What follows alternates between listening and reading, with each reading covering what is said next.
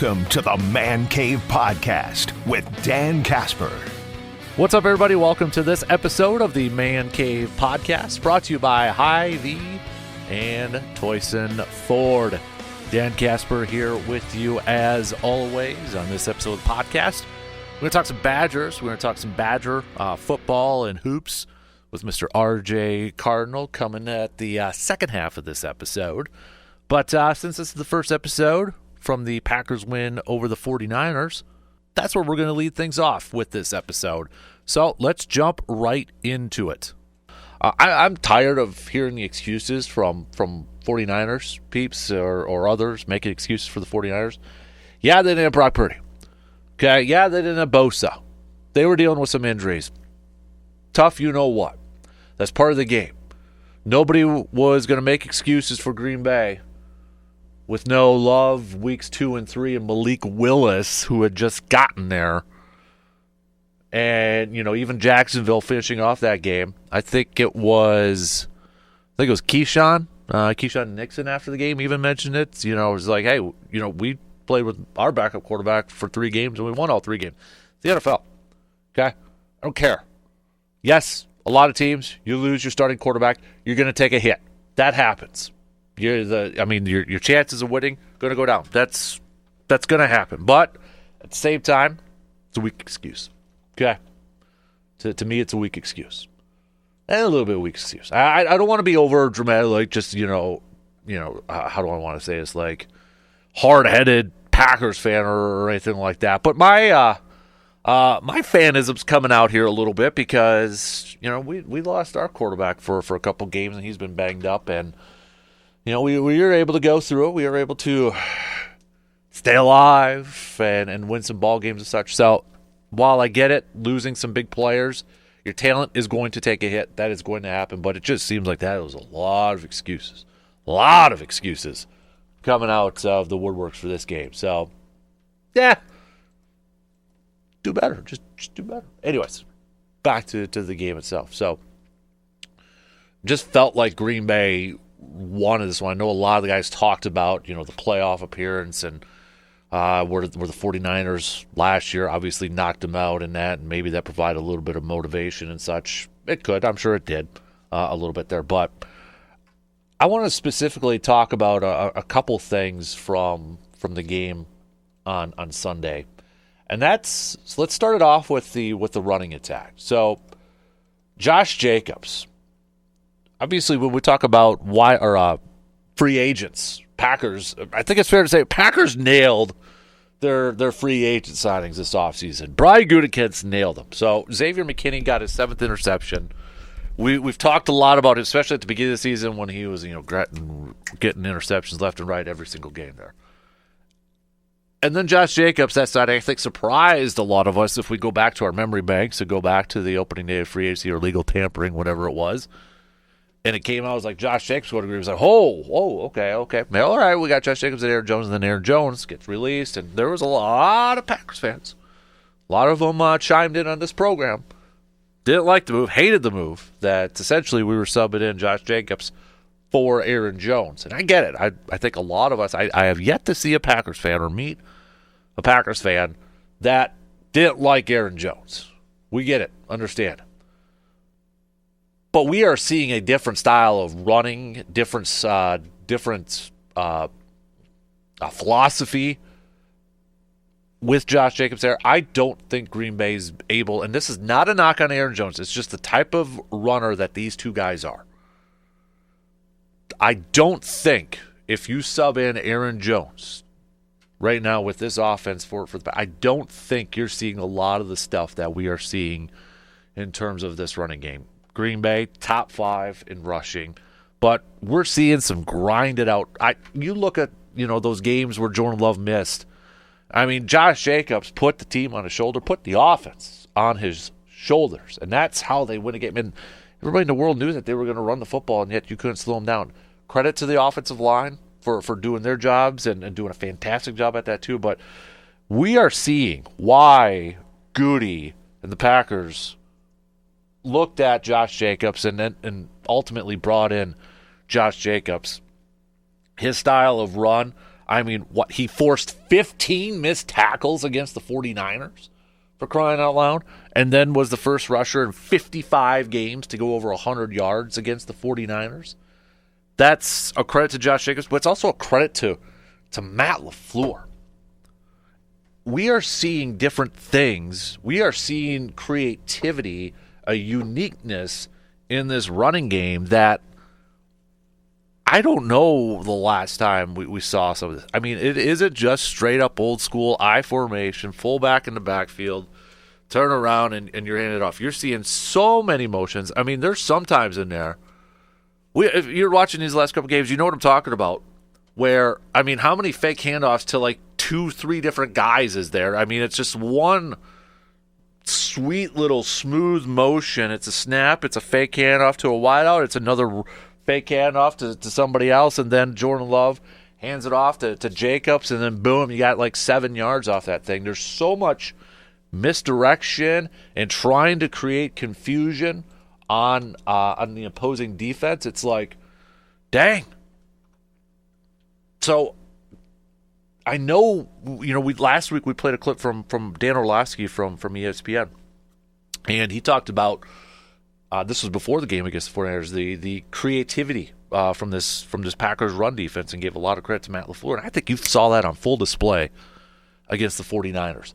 And to me, again, this is my fanism coming out here a little bit, but I was sitting there watching this game, and I'm like, this would be so perfect if Matt LaFleur and the Packers offense just decided to, against the 49ers, we're going to run all day, every day, and until you stop it. We're just going to sit there and turn it around and hand it off, because the 49ers have done that to Green Bay how many times? And what did Green Bay do? They ran the ball for 42 times and only passed 23 times. 42 times, 26 of those carries coming from Josh Jacobs. This was an offensive game that reminded me so much of, like, when the 49ers are healthy, or those games where they would just turn around and hand it off and you couldn't stop it. Yes, 49ers racked up a lot of yards against Green Bay. I mean, I'm talking about like the Jimmy G NFC Championship game and such, where he like threw the ball 9 times or some ridiculous thing. But I'm just sitting there, I'm watching that, especially in the first half. I'm like, wouldn't that be something if because we know Shanahan would just love to run it every single time. He's talked about it. He said it. He's on record with that. If Green Bay gave them a little bit of a taste of their own Kool-Aid over there. So this is it's unique. It's creative with this offense, with their running offense. I mean, the last couple of games now, they really haven't, put a lot on Jordan Love's arm and shoulder to be throwing it 35, 40 times. I mean, you look at the last 2 games, Chicago and San Francisco. Chicago, he threw the ball 17 times, and San Francisco, he threw it 23 times. I get it. Is it the sexiest offense? Is it the offense that lights up the scoreboards all the time and all that? No, but I've got no problem right now if our focus, our number one thing on offense is running the football, because how many times have we talked about it over the years where we wish Green Bay would have ran the ball a little bit more? They've got talented wide receivers, no question about it. They've got playmakers on the outside. They've got tight ends, with Tucker Kraft. They've got those options, and you're paying a lot of money to your quarterback in that. But right now, the recipe to win sure seems like running the football with Josh Jacobs, and I've got no problem with that. I know some do. Like, they would like to see Jordan Love and the Packers offense aired out a little bit more. Just win, man. If we're winning ball games by running the ball and Josh Jacobs is, collecting all those yards from scrimmage, I don't care how you win as long as we're winning. I don't care. And the thing is like, even if they get into a game where the run game's just not working and teams are loading up the box and it's just a struggle, it's not like we don't have a passing attack. We've got options there. We know it. So it's not even a concern. If we get into a game, I'm not concerned if we all of a sudden have to running game's not working today, or we're going to have to throw it. I've got no concern about that, because I know we can do it too. I know we can do it. I think this was probably the close. It wasn't the pretty. I mean, it wasn't 100% perfect. There were still a couple missed drop balls. I mean, the Christian Watson one before the half. I mean, that was just like, oh. There's a couple drop balls over there. So still some things, obviously, to clean up, but that's a coach's dream to have a game like this. And still some things to clean up over there.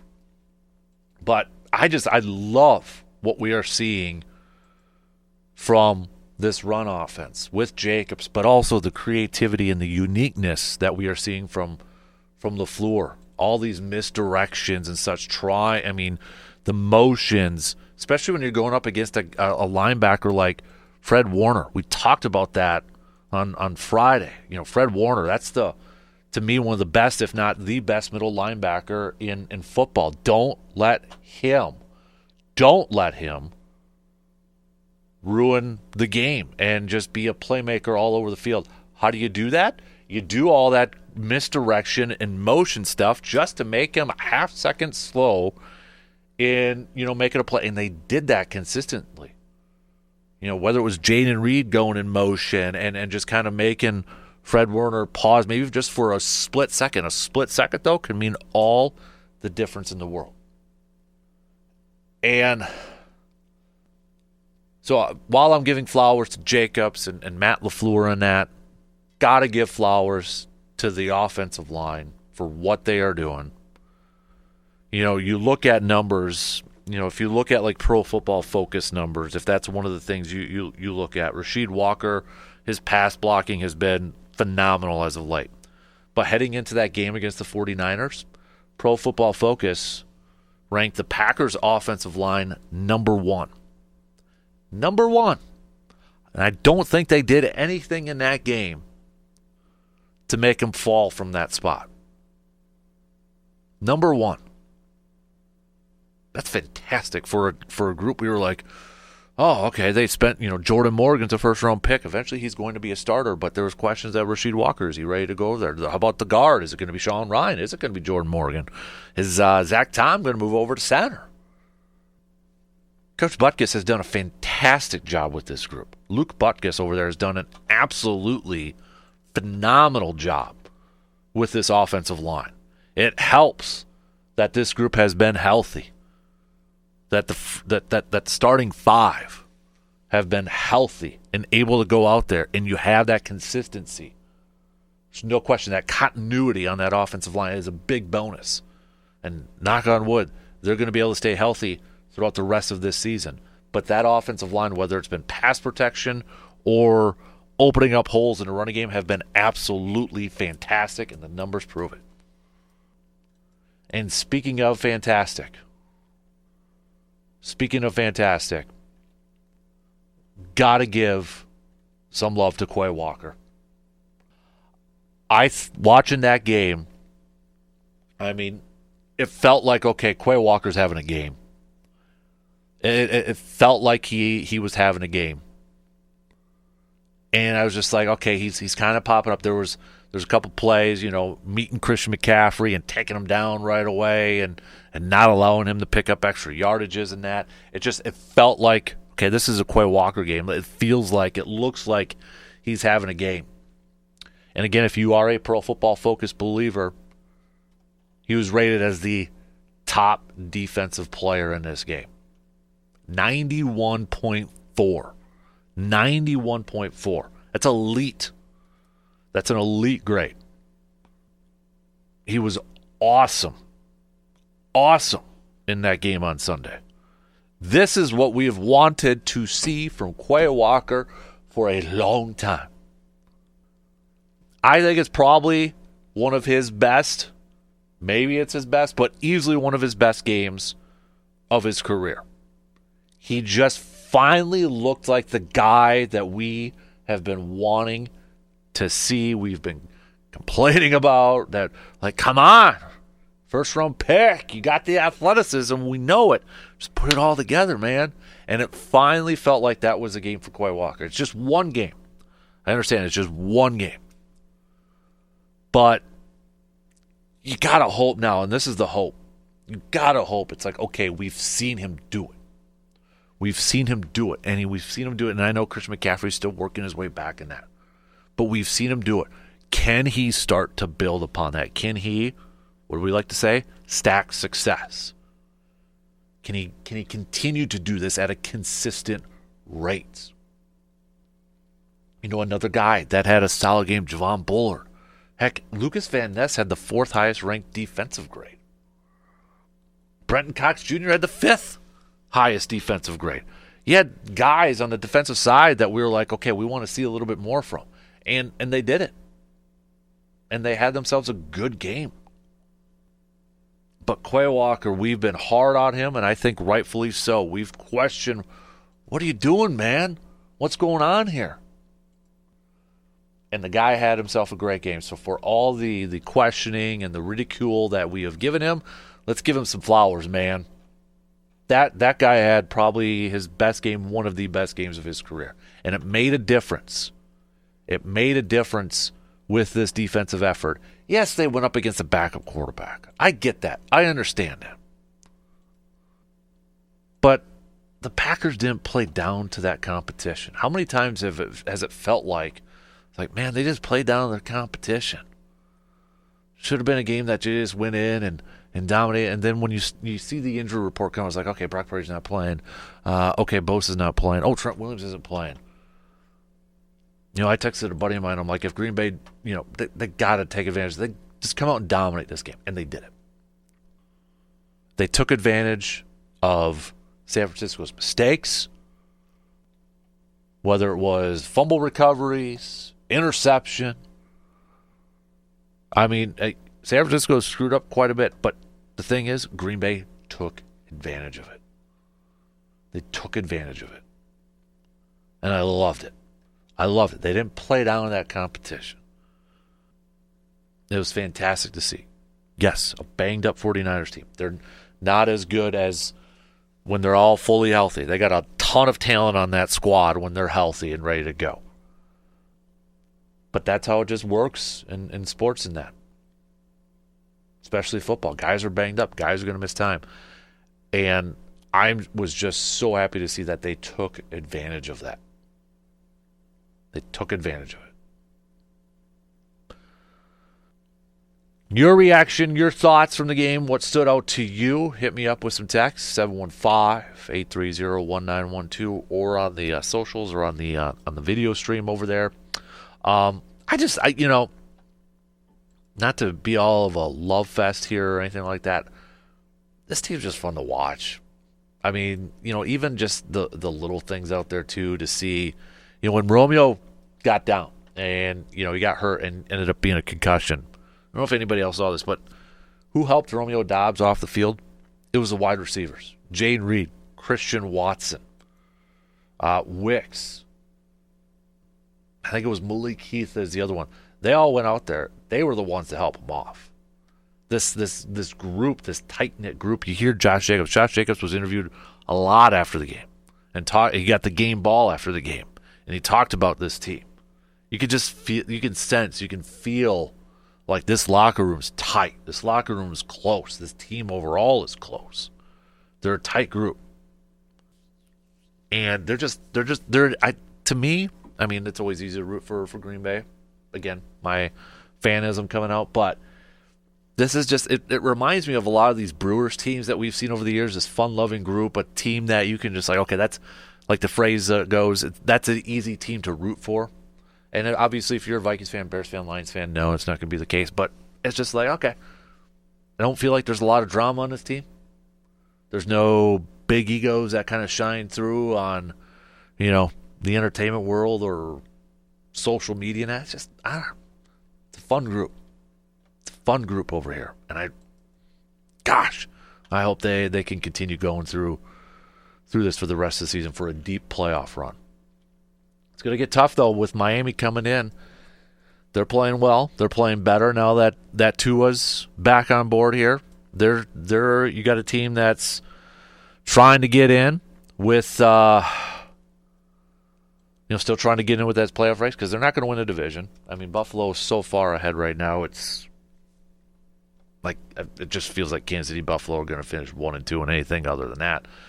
Maybe Baltimore can squeeze up in there a little bit too, but they've got a few losses on their resume here too. But, you got Miami that's trying to get back in this thing, trying to claw back into playoff contention, and they're one spot out of it right now if the playoffs started. They're 5-6. You got Denver that's 7-5. So, Miami can't fall too much further behind in the standings. So you got a dangerous team coming in. You got a dangerous team coming in with a lot of speed. I don't think Jair is going to play, and that's going to be a loss. So it'll be curious to see how does Green Bay, from their secondary, how do they approach this? How do they game plan this one with Tyreek and Waddle and such?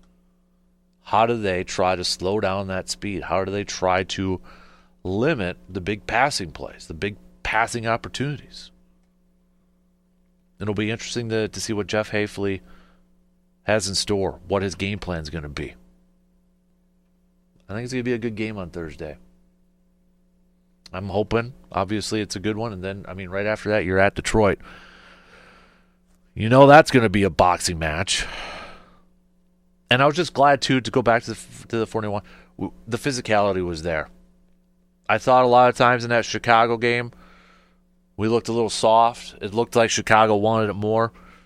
It was good to see Green Bay came out, laid the hammer down, and you could just tell they wanted it more. And I want to see that the rest of the season. I want to see a team that comes into these games wanting it more every single week. Not just once in a while, every single week.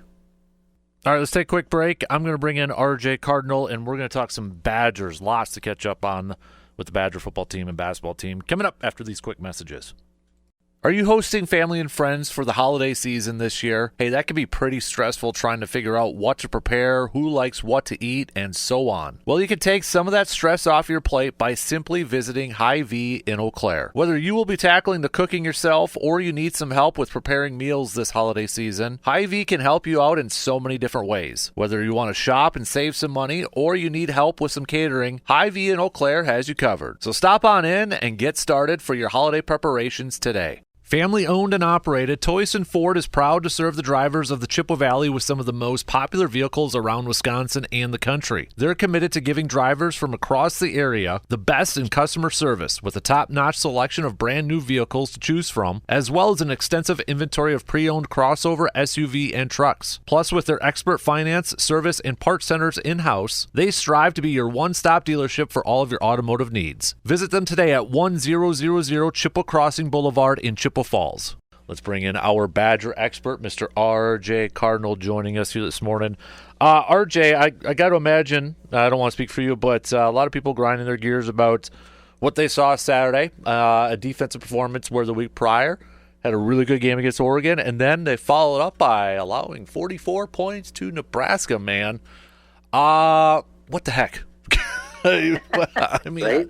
I don't know what else to say, and I don't know what else we can really say that we haven't already said throughout this whole season, but holy moly, what the heck happened in that game? Well, you gave up the most points Nebraska has scored this year. The only other teams that allowed more points than this against Nebraska are not Power 5 teams or an FCS team. So you had a very bad performance. Once again, couldn't stop the run to save your life. I think the difference between Oregon and Nebraska is Oregon wasn't really trying to run all that much, and even when they did, they had some success, but still one of those offenses that's more leaning pass and taking care of things that way, which has been a stronger suit for this Wisconsin defense because you're putting a lot more DBs back there. But you were missing Hunter Wooler. Yeah, I mean, outside of that, there's no excuse for what happened on the defensive side of the ball on Saturday. The running back who went for 113 yards was averaging 59 a game. That's just not acceptable. Like, that's turned in your papers kind of stuff. And I'm not sure that's going to happen. We've talked about that because of the way the relationship Tressel and Fickle have. And it's just unacceptable what we saw on Saturday. Offensively, Braden Locke looked a lot better. The rushing attack, could have been better. And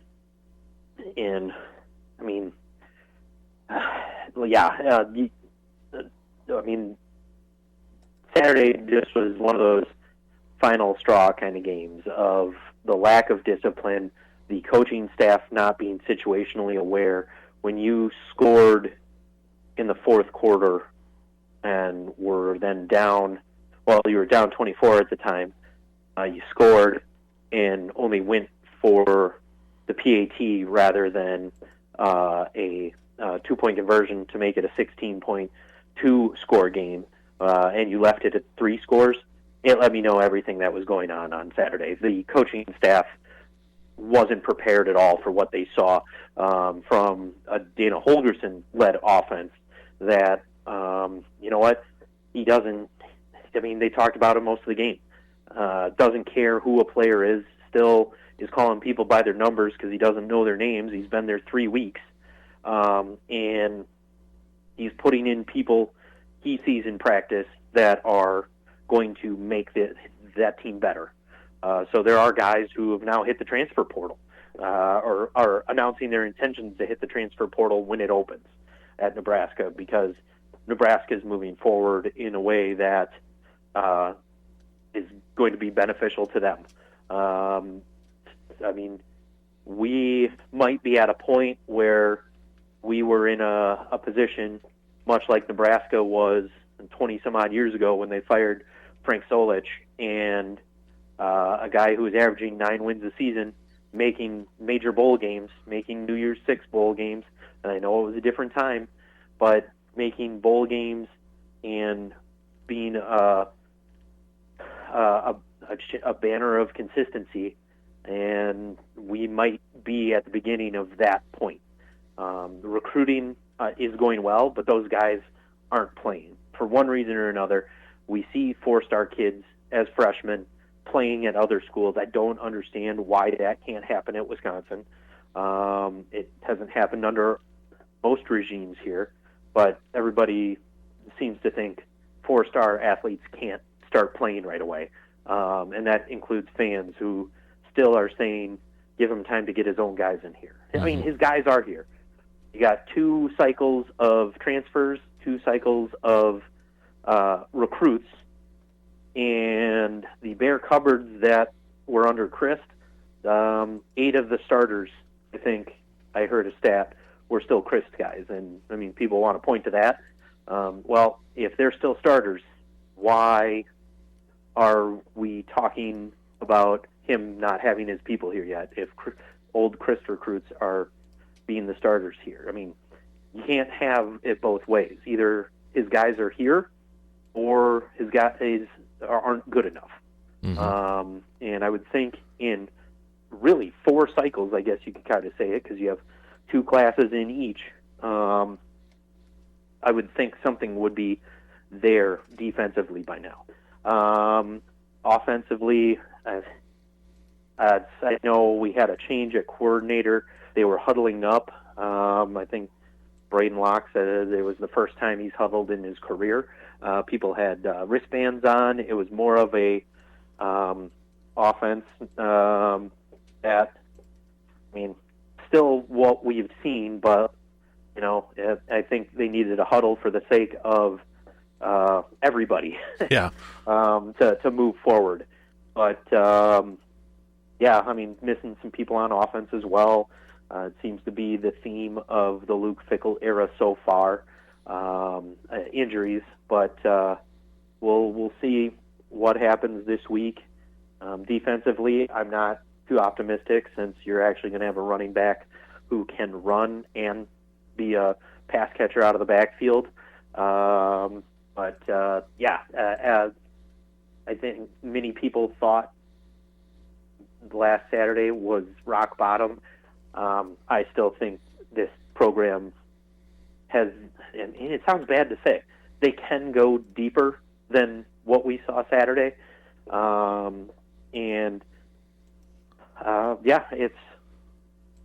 Yeah. Running out of words to describe it now, aren't we? I mean, it's Yes. it's at that point. So I mean, you had Luke Fickell at the end of it say he doesn't know what's going on. yeah, I mean, if you don't know what's going on, you're part of the issue. And if you need to change personnel, go ahead and do it. If changes need to be made, make them. mm-hmm. That's all we're asking. Right. Yeah. Did we find out what happened or what was the issue with him and Raiola, the assistant coach, former Badger? I'm sure that video that was going around with that weird altercation after the game. Yeah, I haven't heard. I know I've seen some people get feelers out. I haven't talked to Zach Heilprin yet, our sports director here, but I'm not sure he's heard yet what's going on. Not sure why a cop got involved in it. Yeah. But yeah, the way people turned around, I mean, I could say he might have had some former Wisconsin pride come out, Right. and said something along those lines. Because I think he was still there when Chris came back and was offensive coordinator, or he was at least tight ends coach. Raiola was here, but when I saw it and the heads whipped back, like it was more or less of I think he took a dig at your and name a coach or whatever, but I mean, it had to have been more than that to cause a cop to turn around and run after him. So who really knows? But yeah, it'll be interesting to see if something ever comes of that Mm-hmm. or what was said. Exactly. So, I mean, RJ, a lot of people are wondering, could it just be after the season's done with Luke Fickell's done? I think he's back for at least one more year. But would you say that regardless of what happens against Minnesota, is it safe to say that he is back? Or if they have another big-time domination game, kind of like what Nebraska just did to Wisconsin, is it possible Luke Fickell could not be back next year? I don't see how the athletic director can afford that right now. Mm-hmm. He's also getting attacked on a different front where he has torn down the shell on campus, which housed the indoor track facility. So right now, the track and field team, rather than having an indoor track, is having to practice at the outdoor track until snow starts flying. So the track team, men's and women's track team, are taking this as he's quietly trying to get rid of the program. So he can't afford any more bad publicity for his own job's sake. So I think one way or another, Fickell is making it a majority of his contract, because I believe it's a pretty big buyout too right now. And he already just paid $11 million to Chris 2 years ago.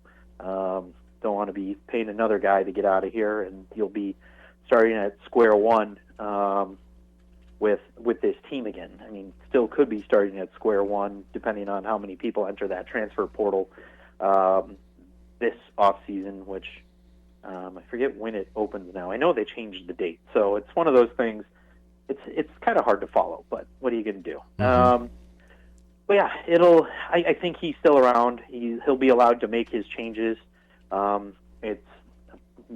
Haven't heard a situation of I think we already would have heard he would have been dismissed already if there'd been a situation like there was between Christ and McIntosh, but it doesn't appear that's happened. So, made a change. We're making a change at offensive coordinator. If you have another blowout on your hands, you have to seriously consider getting rid of one of your best friends as defensive coordinator, Mm-hmm. or forcing him to change the style of defense we're going to be running.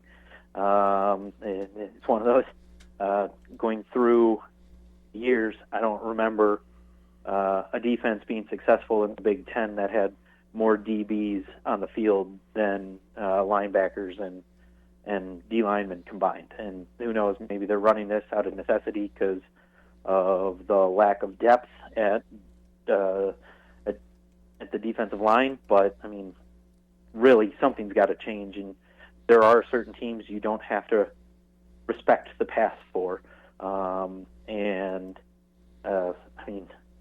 we didn't really respect the run of Nebraska, and they watched film all year, I think, so they knew they could run on us, and they did.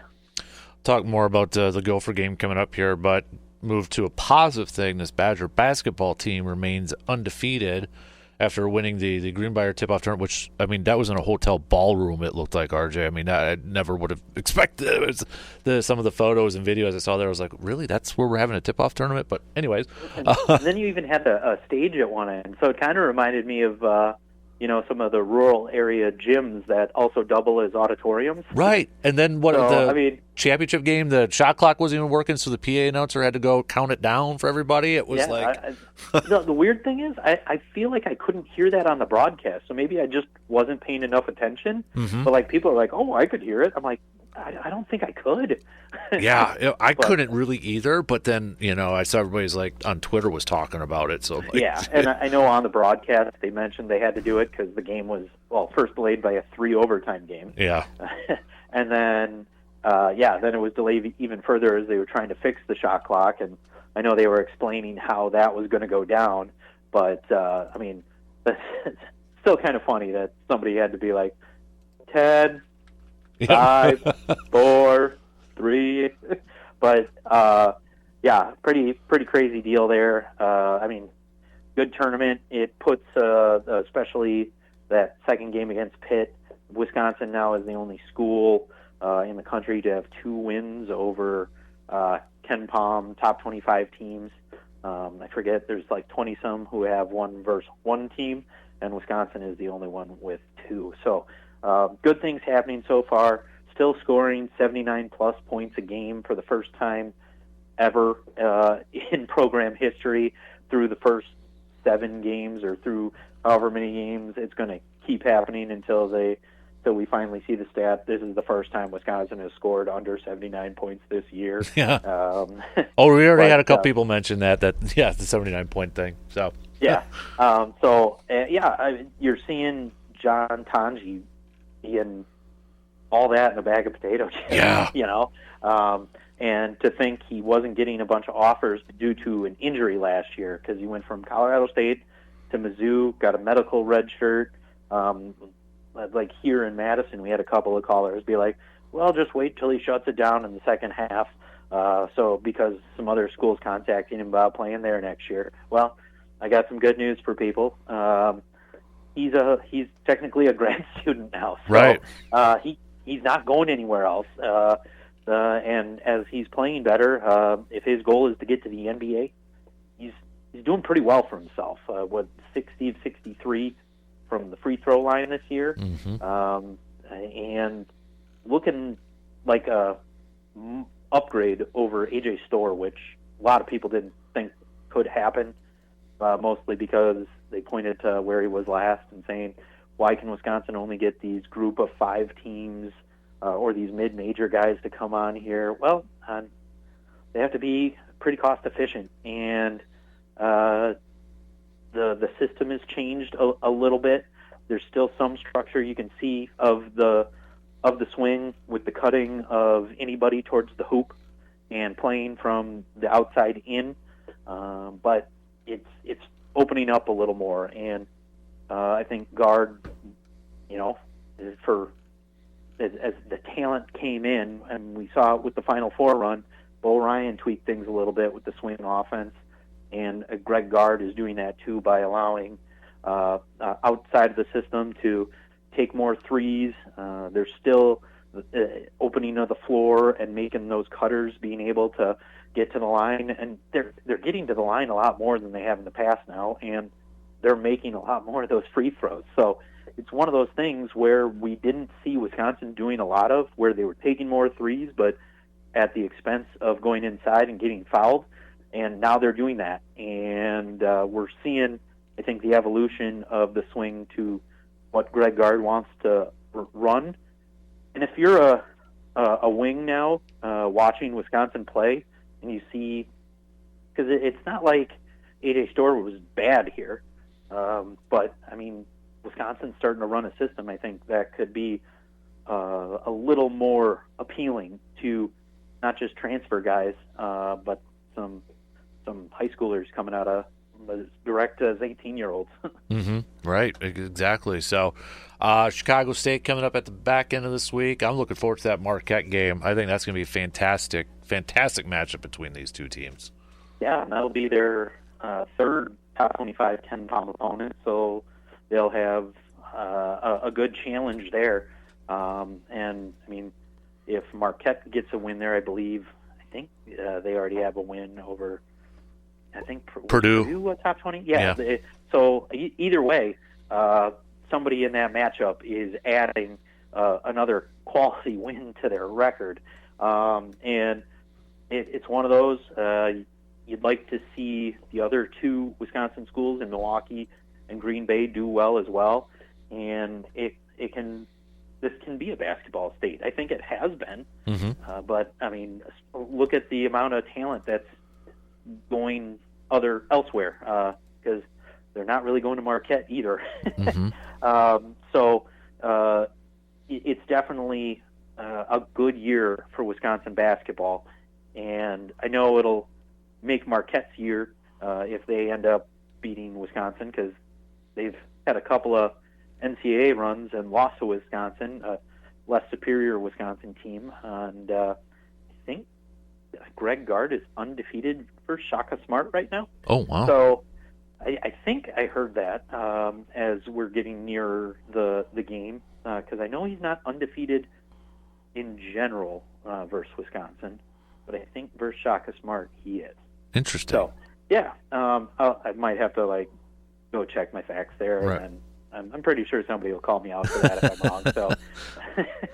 So that's just me scrolling through Twitter and seeing that before I got on air with you. So hopefully that person was right, because I don't even know who they were. But it's nice to see the changing of the guard, pun intended, with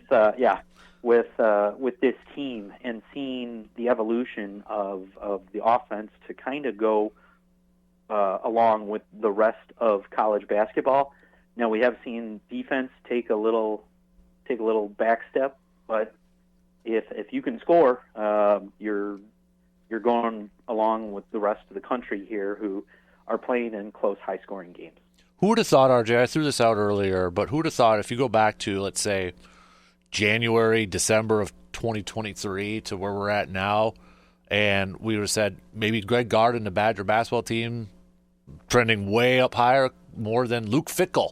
I just kind of, when it was announced Luke Fickell was going to be the head coach, and it was like you felt bad for Jimmy Leonard, but there was like, oh, man, we got Luke Fickell to come over. Who'd have thought in, just under 2 years it'd be like that Greg Gard's got the higher Q rating right now. Right. I'd have to say nobody, because even as of July or August, whenever Big Ten Media Days was for basketball, they're picked 12th in the Big Ten. Right now, they're not playing like a 12th place team. Now, granted, they have two quality wins, I guess you can say, by Ken Palm rankings, but they're taking care of business against teams that they should be as well. And you can point to a close game versus Rio Grande Valley. You're coming off the heels of upsetting number 9 at the time. So it had the potential to be a letdown game, but you came from behind. It seems most games they're coming from behind against teams. They were down 14 to Pitt and put 56 points up in the second half to outscore them and pull away near the end. It's a team that has an attitude of never say die. It's like watching the Goonies, Yeah. Good poll there, man. Good poll. Hey, before we get to your pick for Minnesota, really quick, kind of rapid fire, volleyball-wise, women's team falling to Nebraska this past Saturday, getting swept. Just 2 more matches coming up, including tomorrow night against Ohio State, and then they wrap up the regular season against Michigan State this weekend. When you're going up against the number 2 team in the country, there were a couple of calls that went the other way. I watched that game, and it's the same kind of thing happened last year where every call went Nebraska's way in Nebraska. Now, I'm not saying one way or another that Wisconsin was going to pull that one out, but I think there was one of them in set 3. There was one that completely changed the momentum on a touch that wasn't a touch, that swung it, and I mean, it was 18-18 at the time. It would have been 19-18. Wisconsin came right back after the call was reversed, scored a point. It would have been 20-18, but they had to battle back and end up tying it at 21. Then Nebraska pulled away, but I think they could have at least taken one of the sets or one of the games. Well, yeah, whichever way it goes. Yeah. But I think they could have at least gotten away with one in there rather than getting swept again. But yeah, it's one of the toughest conferences out there, Mm-hmm. and I think we'll bounce back and be able to take on Ohio State and Michigan State, finish in probably third place in the conference, because I think mathematically now they can't take second, if I'm remembering correctly. But it's still setting yourself up for a great chance to be in the NCAA tournament, hopefully go on a little bit of run, and if you meet Nebraska in the tournament somewhere, hopefully you can finally solve that riddle. But they're doing very well this year. Yeah, hockey wise, I know the men's team had off this past weekend, but they got Alaska Anchorage coming to town this weekend, and on the women's side, they swept St. Thomas, and will be now taking on Maine this weekend on the road. Yeah, men bringing in an old WCHA foe, so hopefully that can be a good matchup and come home. And not really sure what the crowds are going to be like. You go from an 11 a.m. Football game on Friday to a hockey game.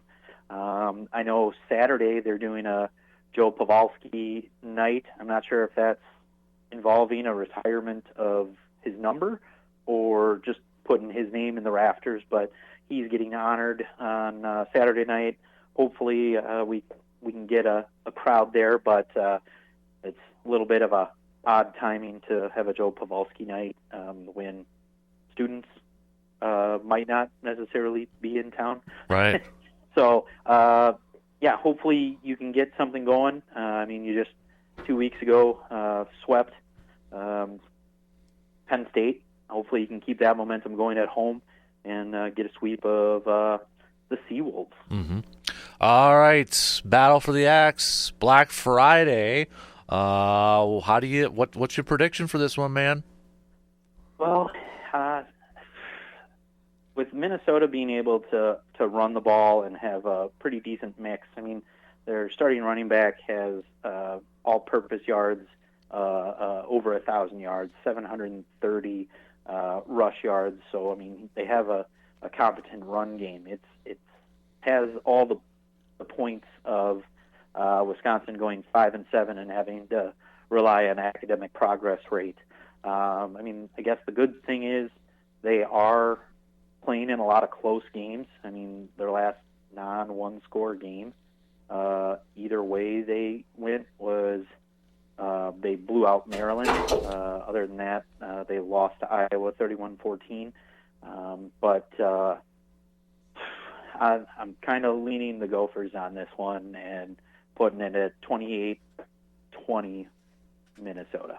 Oh man, not a good Black Friday there, dude. So no, not at all. Well, hey, we appreciate it as always, buddy. Enjoy your Thanksgiving, and hey, maybe next Tuesday when we're catching up, we'll be talking about potential bowl game and such. Maybe I would love that. All right, buddy. You enjoy the week, and we'll catch up soon. Okay. Sounds good. We will talk to you later. And that is going to do it for us on this episode of the Man Cave Podcast, brought to you again by our good friends from Hy-Vee and Toyson Ford. Don't forget to check out the Swag Cave. That link is in the podcast description. Plus, I want to hear from you. Send us a voicemail. Send us a text. That number is also in the podcast description. Your voicemail and text could be featured on a future episode of the podcast. Could be anything. Your thoughts, your analysis, your questions, all that good stuff. Till next time, I'm Dan Casper, and I will talk to you on the next episode of the Man Cave Podcast.